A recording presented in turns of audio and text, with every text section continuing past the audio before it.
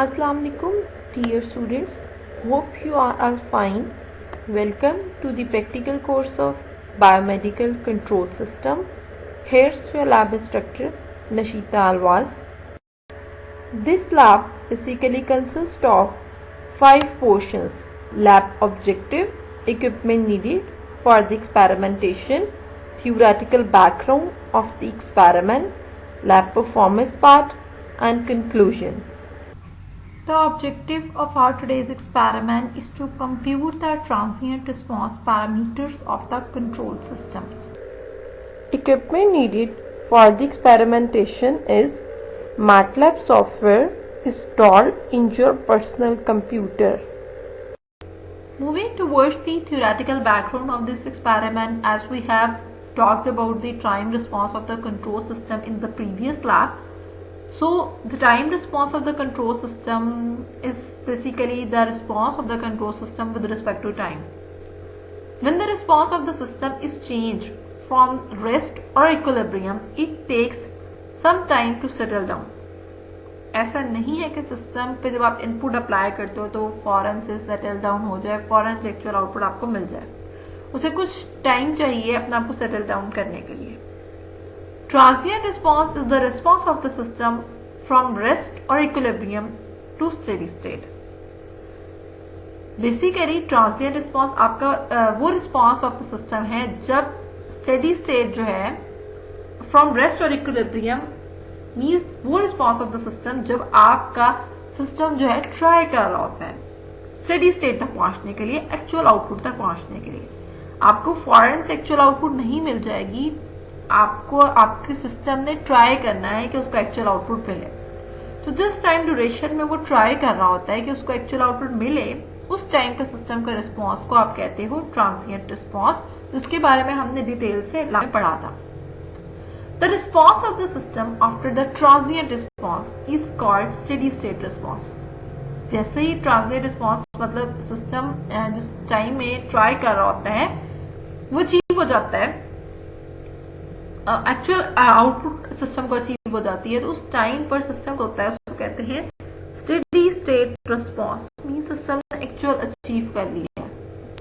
यहाँ पर मैंने एक इनपुट सिग्नल दिया है, ठीक है, एक प्योर सा इनपुट सिग्नल है, वो मैंने एक सिस्टम पे अप्लाई किया है. और अगर मैं आउटपुट रिस्पॉन्स पे देखूं तो मुझे आउटपुट रिस्पॉन्स जो मिल रहा है वो 2 पार्ट्स में डिवाइडेड है. एक है ट्रांसिएंट स्टेट में और दूसरा है स्टेडी स्टेट में. ट्रांसिएंट में क्या है, सिस्टम में फ्लक्चुएशंस आ रही हैं, ऊपर नीचे जा रहा है, लेकिन आउटपुट में वो क्या है, एक स्टेबल स्टेट में करीब करीब पहुंच गया, एक पर्टिकुलर लाइन के करीब करीब पहुंच गया. तो 2 पार्ट्स है बेसिकली, ट्रांसिएंट और स्टेडी स्टेट.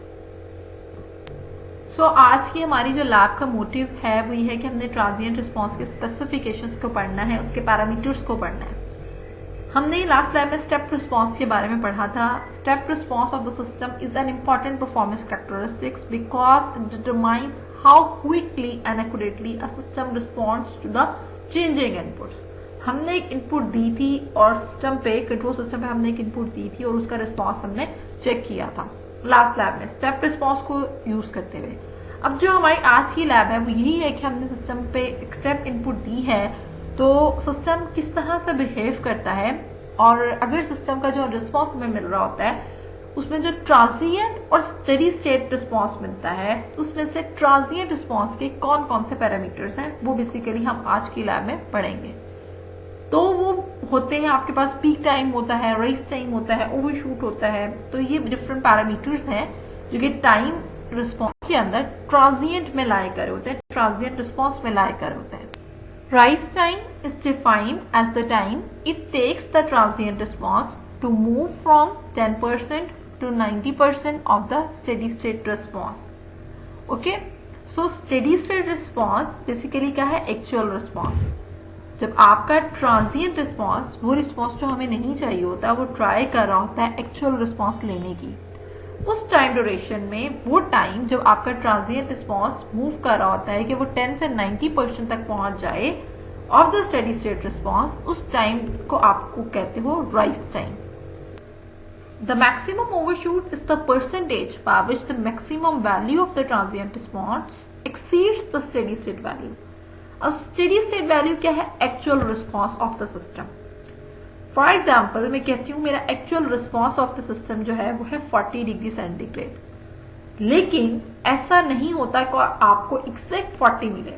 ट्रांजिएंट के अंदर जब सिस्टम अपने आप को ट्राई कर रहा होता है सेटल डाउन करने के लिए, 40 अचीव करने की कोशिश कर रहा होता है, तब आपको 40 से ऊपर 45 भी मिल सकता है, 42 भी मिल सकता है, 47 भी मिल सकता है। तो मैक्सिमम जितना टेम्परेचर या मैक्सिमम जितनी वैल्यू मुझे मिलती है ट्रांजिएंट रिस्पॉन्स में, उसको कहते हैं मैक्सिमम ओवरशूट। वो वैल्यू ऑफ द सिस्टम जो मुझे नहीं चाहिए, मतलब अगर मुझे 40 डिग्री सेंटीग्रेड चाहिए, स्टेडी स्टेट वैल्यू जो मेरी 40 डिग्री सेंटीग्रेड है, लेकिन मुझे फिर भी मिल रहा है 47 समथिंग, हाईएस्ट वैल्यू मिल रही है, तो उसको कहेंगे मैक्सिमम ओवरशूट। जो मुझे नहीं चाहिए, मुझे 40 चाहिए, मेरी रिक्वायरमेंट से ज्यादा वैल्यू जब मुझे मिलेगी तो उसको कहेंगे maximum overshoot. Peak time is the time eight which the maximum overshoot occurs. वो टाइम जब आपके पास मैक्सिमम ओवरशूट्स अकर हो रही होती हैं किसी भी रिस्पॉन्स ऑफ द सिस्टम में, तो उसको कहते हैं पीक टाइम। अब हम अगर पिक्चर के अंदर देखें तो बेसिकली आपके पास अगर steady state response, for example मैं कहती हूँ स्टेडी स्टेट मतलब एक्चुअल आउटपुट जो मुझे चाहिए वो है 5, लेकिन मुझे समटाइम्स 6 भी मिल रहा होता है, 7 भी मिल रहा होता है। जब मुझे 5 चाहिए तो समटाइम्स 6 भी मिल रहा होता है, 7 भी मिल रहा होता है, 8 भी मिल रहा होता है। ठीक है, तो ये क्या होते हैं ओवरशूट्स। ओवरशूट्स अक्कर हो रहे हैं सिस्टम के अंदर कि अगर मुझे 5 चाहिए तो 6 भी मिल रहा है, 7 भी मिल रहा है।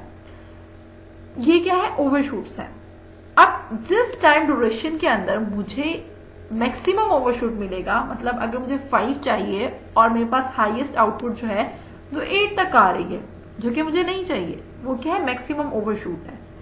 तो उस टाइम ड्यूरेशन में जहां पे मुझे वो मैक्सिमम ओवरशूट मिल रही होगी उसको कहेंगे peak time. Settling time is the time that is required for the response to reach and stay within the specified range 2 to 5% of its final value is called the settling time. And you can see the settling time in the picture. जब आपका system जो है वो 2 से 5% of the final value में stay करने लग जाता है तो उसको कहते हैं settling time. Steady state error is very important. Steady state error is the difference between actual output and desired output as t approaches to infinity is called the steady state error of the system. Basically हमारे पास अब 2 तरह के responses होते हैं, एक होता है transient, दूसरा होता है जो actual response of the system होता है उसको कहते हैं स्टेडी स्टेट। अब स्टेडी स्टेट जब अचीव होता है तो हमारे पास फिर भी थोड़ा सा माइनर डिफरेंस जब एक्चुअल रिस्पॉन्स अचीव हो जाता है और जो हमें डिजायर रिस्पॉन्स मिल रहा होता है, मतलब जो हमें डिजायर चाहिए होता है और जो एक्चुअल मिल रहा होता है उसके दरम्यान में फिर भी थोड़ा सा माइनर डिफरेंस रह जाता है स्टेडी स्टेट रिस्पॉन्स के केस में। उस माइनर डिफरेंस को हम लोग कहते हैं steady state error. Okay, minor difference between the actual output and the desire output is known as the steady state error of the system. In this lab we have learned about the parameters of transient response and their computation on MATLAB software.